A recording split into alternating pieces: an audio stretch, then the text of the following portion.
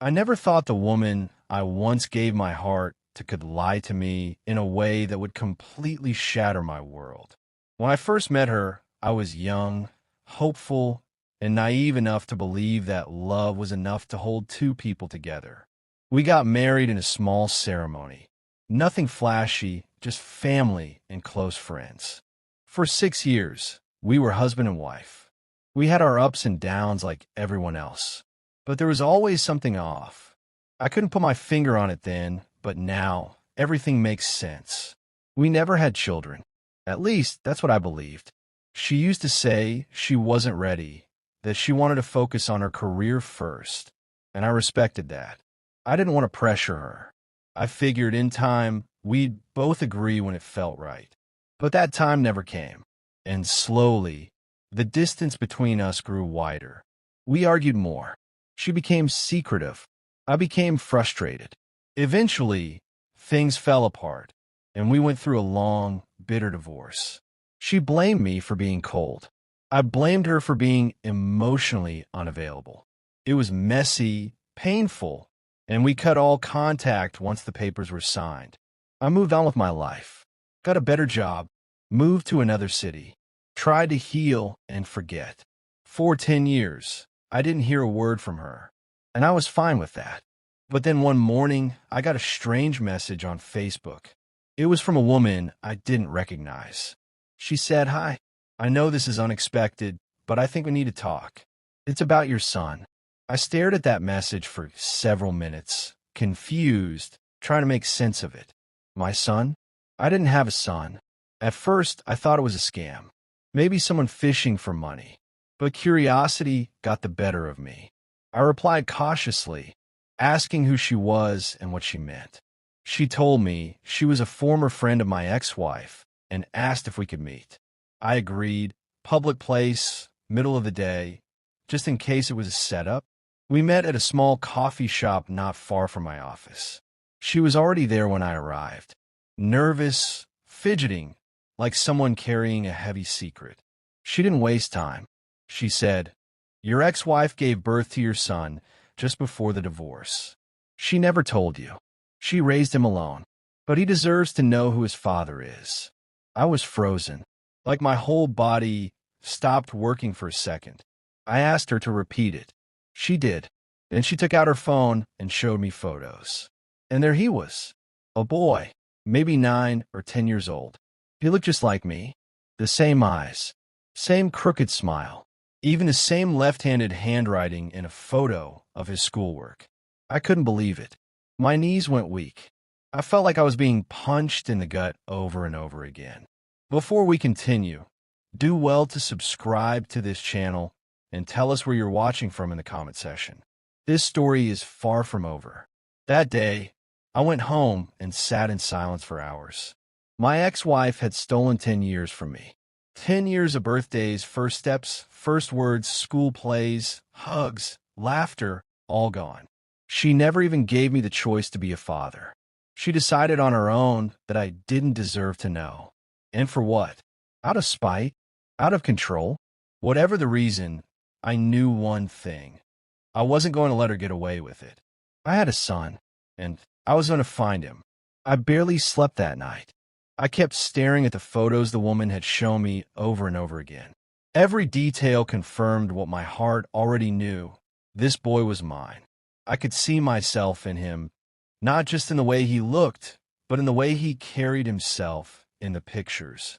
There was something about his smile that felt familiar. It haunted me that I had missed 10 years of his life. 10 birthdays, 10 Christmas mornings, 10 years of memories I could never get back.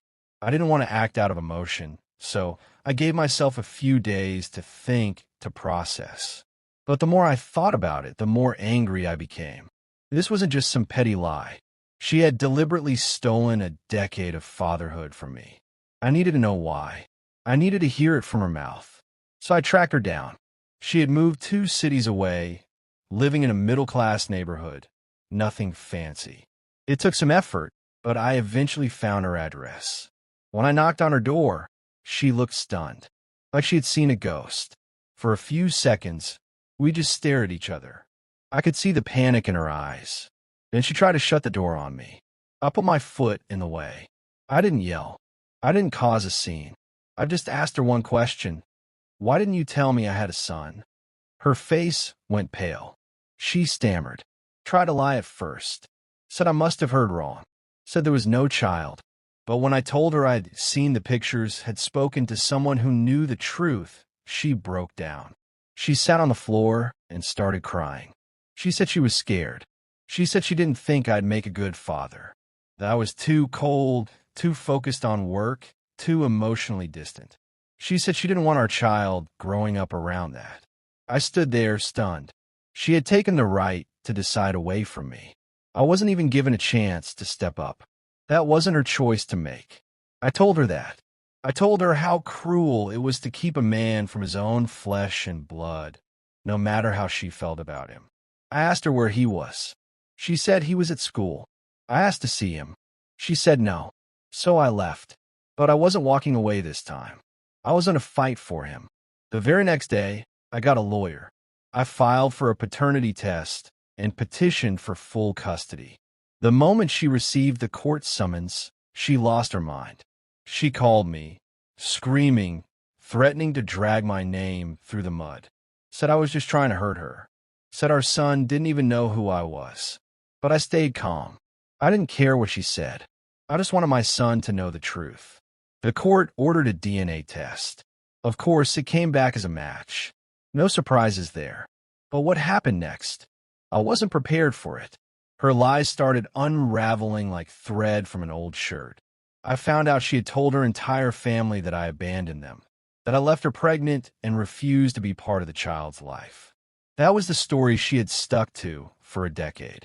Her family believed every word of it. They had hated me for years because of that lie. But now the truth was out. I sent copies of the DNA results to her parents. I sent them everything, the timeline, the court documents, even a statement from the woman who first told me about the child. And the reaction? Let's just say it wasn't what she expected. Her father called me and apologized. Said he never imagined his daughter would do something so vile. Her mother broke down in tears on the phone, telling me she always wondered why I never reached out. Her family cut her off. Her siblings blocked her. They stopped inviting her to family events. She went from being the victim in their eyes to being the villain. She tried to spin the story again, said I was manipulating everyone. But it didn't work this time. The facts spoke for themselves. And the court saw it too. When we stood before the judge, my lawyer presented everything. The deceit, the 10-year-long lie, the impact on my life and my son's right to know who his father was. Her lawyer tried to paint her as a protective mother, but it didn't hold water. The judge called her actions deceptive and damaging.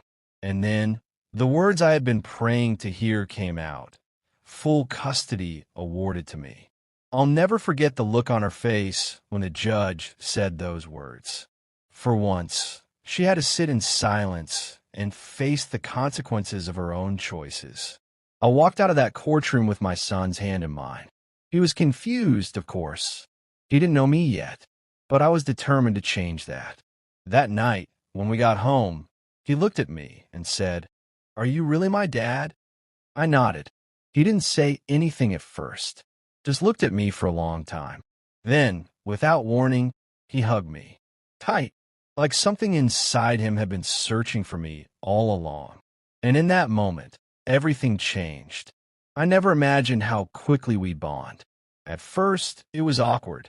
He didn't know what to call me. Sometimes he'd say sir, sometimes he wouldn't say anything at all. But I didn't pressure him. I gave him space. I listened. I let him see that I wasn't there to replace anything, but to give him the truth he had been denied all his life. We took small steps. We played video games together. I started helping him with homework. I picked him up from school. We cooked breakfast on Saturdays. Every little moment felt like gold to me because I knew how much I had missed.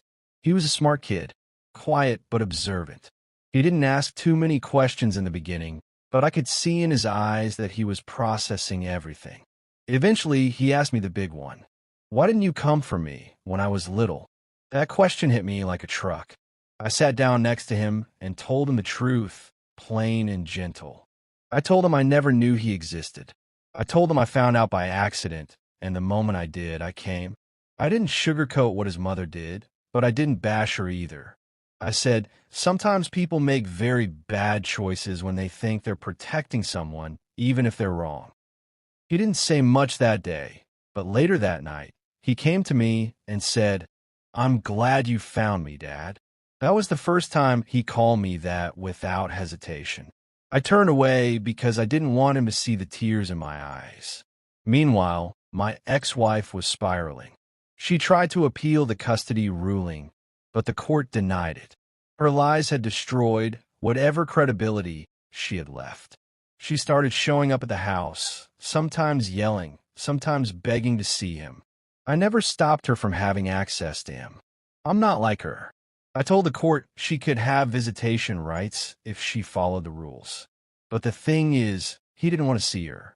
He was angry, confused. He felt betrayed, and I didn't force him to do anything he wasn't ready for. I told him, one day, when you're ready, you'll talk to her. You'll forgive her, but only when it comes from you. She eventually gave up trying. I think deep down she knew she had crossed a line she could never uncross. Her family still wasn't speaking to her. She lost her job after all the drama became public. And even though a part of me wanted to throw it all in her face, I didn't. I didn't have to. Life was giving her what she had earned. I focused on my son. I poured everything I had into being the father he never had. I enrolled him in music lessons when I found out he liked the piano. I went to every school event, every parent-teacher meeting.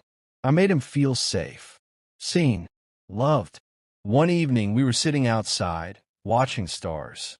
He looked at me and said, "Do you ever hate her?" I shook my head. I told him, hating someone only keeps you stuck. I was angry, yes. I was hurt. But now, I've got you. That's more than enough for me.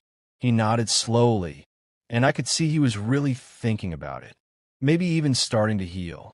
The truth is, the best revenge wasn't in what the courts gave me. It wasn't in her family turning their backs on her. It wasn't even in watching her life fall apart. The best revenge was raising the child she tried to hide from me, giving him the love she tried to rob from both of us, watching him thrive, watching him smile without sadness in his eyes. Years have passed now. He's taller than me, stronger too. He's applying to universities, talking about becoming a psychologist. He wants to help kids who feel lost or abandoned. And every time he talks about it, I realize just how far we've come. Sometimes I still think about those lost 10 years. I wonder what his first word was, what he looked like when he took his first steps, what kind of birthday cakes he liked. But I've learned not to live in regret, because we can't change what's behind us. We can only build what's ahead. And every day I wake up and see him under my roof, safe, laughing, becoming his own man, I know I've already won. That's the kind of revenge you don't need to shout about. It speaks for itself.